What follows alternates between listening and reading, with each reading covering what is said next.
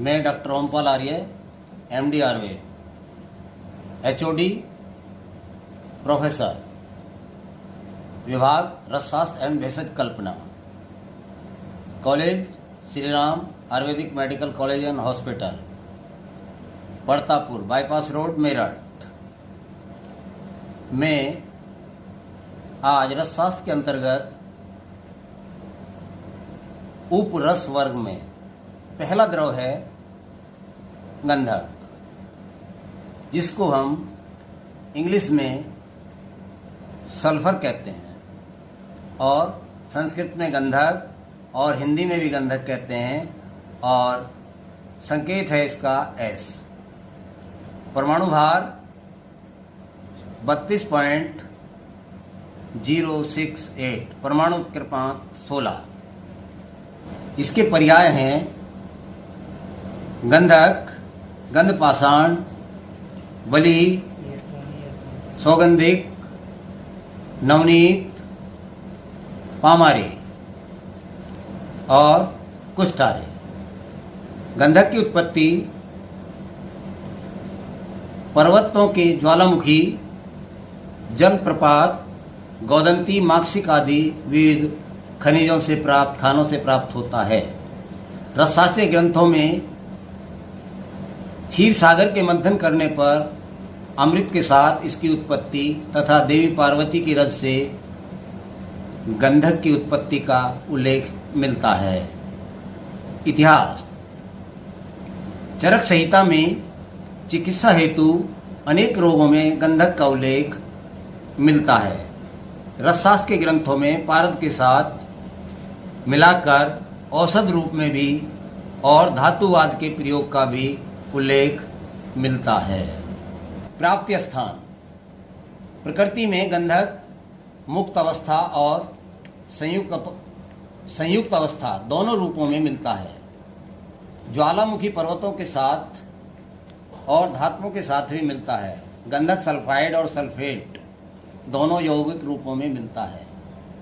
यह इटली के सिसिली द्वीप और प्रचुर मात्रा में न्यूजीलैंड, जापान, ईरान, आइसलैंड और हमारे यहाँ भारत के अंदर झारखंड, बिहार का सिंह भूमि और रोहतास जिला और राजस्थान में भी गंधक मिलता है।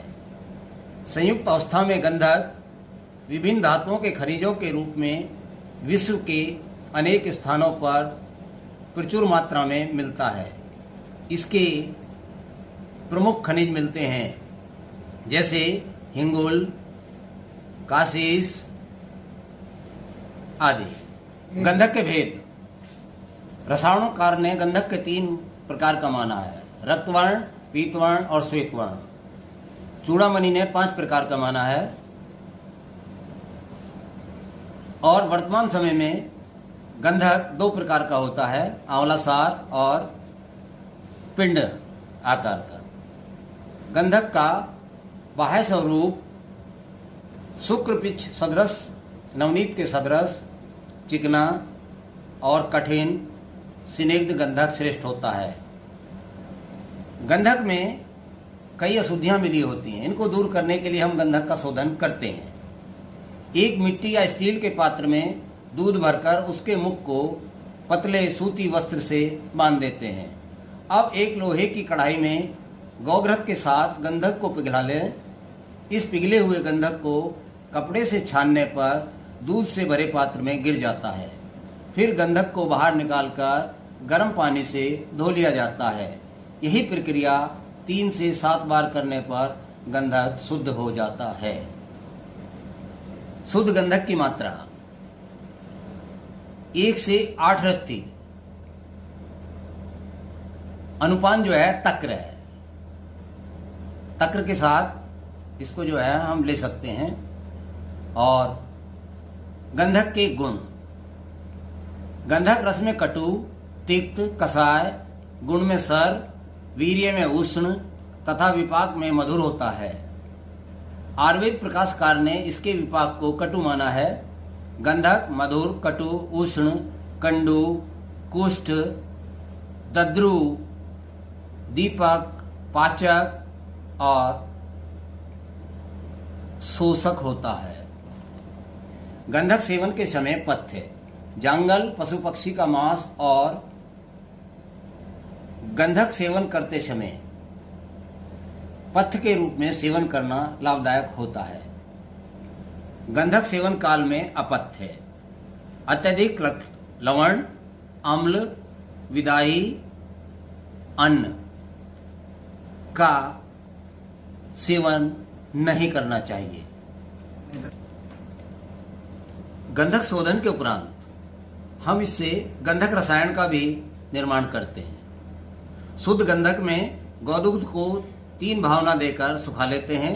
इसके पश्चात दालचीनी, इलायची, तेजपत्र, नागकेसर, गुड़ूची सोरस, आम्ल की, हरित की, विवितक, सौंठ और भृंगराज सोरस, अदरक सोरस प्रत्येक द्रव की 8-8 भावना देकर सुखा लेते हैं। फिर भावित गंधक के समान शर्करा का चूर्ण मिलाकर सुरक्षित रख लेते हैं। इसे ही हम गंधक रसायन कहते हैं। गंधक रसायन के गुण: गंधक रसायन का सेवन करने पर धातु क्षय, प्रमेह, मंदाग्नि, सूल, उदर रोग, सभी प्रकार के कुष्ठ और क्षय रोगों का नाश हो जाता है।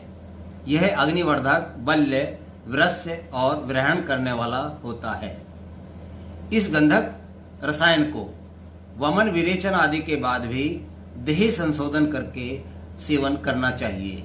इसकी मात्रा वर्तमान में 1 मासा मानी गई है।